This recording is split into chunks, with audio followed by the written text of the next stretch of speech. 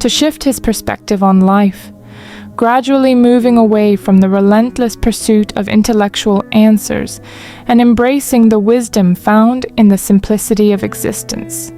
He no longer sought to rationalize meaning, but to live it, to immerse himself in the daily experiences that brought fulfillment to those around him. As his transformation deepened, Tolstoy found himself drawn to spirituality, particularly the teachings of Christianity, but not in the institutionalized form he had once known. Instead, he sought a more personal, stripped-down faith, one that emphasized love, humility, and service over dogma and theological complexity.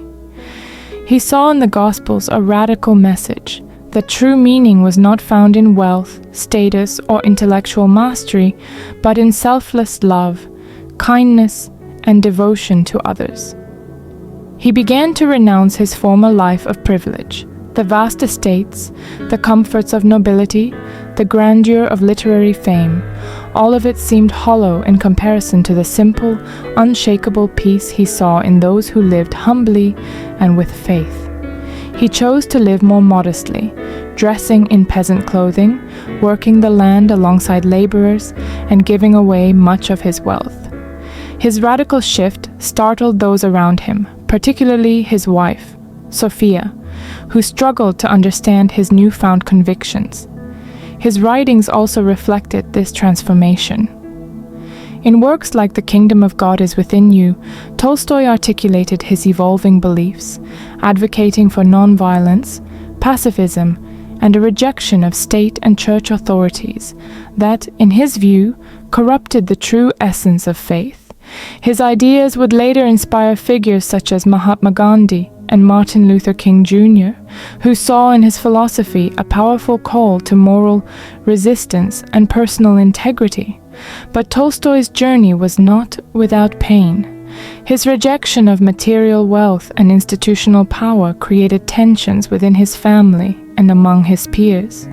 He struggled with the contradictions of his past, with his inability to fully break away from the privileges of his birth and with the limitations of his own humanity. Still, he pressed forward, seeking to align his life more closely with his newfound convictions. In his final days, Tolstoy made one last attempt to fully embody the simplicity he had come to revere. At the age of 82, he left his home in the middle of the night, seeking solitude and escape from the burdens of his former existence. Weakened by illness and exhaustion, he found himself at a remote train station in Ostapovo, where he succumbed to pneumonia.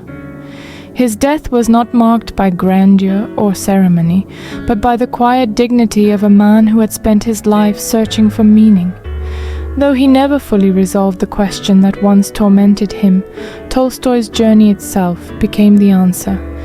Meaning was not something to be found in abstract philosophy or worldly success, but in the simple, unwavering embrace of life as it is, with all its suffering, beauty, and love. He turned his gaze toward those who had never been seduced by the false promises of success, the peasants, the laborers, the ordinary people whose lives were marked not by wealth or acclaim, but by simple, quiet existence. These were the people society often overlooked, yet Tolstoy saw something in them that he had not found among the intellectuals and aristocrats, a profound sense of peace. Unlike the privileged elite who agonized over purpose, these individuals did not seem burdened by existential doubt. They toiled in the fields, raised their families, and carried on traditions passed down through generations. They did not endlessly question the meaning of life. They lived as if the answer was already known to them. Tolstoy was struck by this. What did they possess that he, with all his knowledge and accomplishments, lacked? The more time he spent observing these simple people, the more he realized that their contentment was rooted in something deeper than material wealth or intellectual reasoning. It was in their faith. Not faith in the abstract sense of theological debate, but in the lived reality of belief. They trusted in something greater than themselves, whether it was God, the rhythm of nature, or the moral fabric of their communities. This faith was not a rational conclusion reached through argument, but an intrinsic part of their existence, woven into the fabric of their daily lives. Tolstoy saw that faith provided them with something he had been desperately seeking, a foundation upon which to build meaning. They did not see life as a problem to be solved, but as a reality to be embraced. Their struggles, their suffering, and even their eventual deaths were not sources of despair, but part of a greater whole, something they accepted with a quiet resilience that baffled him. For years, he had believed that true meaning had to be absolute, something that could withstand the scrutiny of reason. Yet now he saw that perhaps meaning was not found in intellectual certainty, but in the way one chose to live. It was not about proving that life had meaning, but about living as if it did. And in doing so, meaning emerged, not as a rigid truth, but as a lived experience. This realization marked a turning point for Tolstoy. He began to question the values he had once held dear. If wealth, fame, and intellectual achievement led only to despair, then what truly mattered? He saw that the people who were most at peace were not those who had conquered the world, but those who had surrendered to something greater than themselves. They found purpose in service, in love, in faith, in the simple act of living with integrity. Determined to follow this new path, Tolstoy underwent a profound personal transformation. He renounced his former way of life, distancing himself from the aristocracy and embracing the simplicity he once overlooked. He turned away from the luxuries of his status and sought a way of living that aligned with the truths he had discovered. He wrote extensively about his spiritual awakening, hoping to share what he had learned with others trapped in the same illusions that had once consumed him. His later works focused not on grand historical narratives, but on moral and philosophical questions, urging others to look beyond material success and seek a deeper, more authentic existence. He advocated for non-violence, humility, and a return to fundamental human values, ideas that would later inspire figures like Mahatma Gandhi and Martin Luther King Jr. Tolstoy's journey was not one of finding an easy answer, but of realizing that the search for meaning is not a theoretical exercise. It is a way of living. Meaning is not something given to us. It is something we create through love, through connection, through the courage to embrace life despite its uncertainties. In the end, Tolstoy did not solve the question of existence through philosophy, but through transformation. He found meaning not in reason alone, but in the acceptance of something greater than himself. And perhaps that is the answer so many seek, not a definitive explanation, but the willingness to live as if life itself is enough. Sought. Their existence was not burdened by endless contemplation, but was instead filled with a quiet, unwavering faith. They did not need to construct elaborate theories about the purpose of life. They simply lived it, moment by moment, with an inherent trust in its value. Tolstoy began to understand that their secret was not ignorance, but faith, an unshakable belief in something greater than themselves.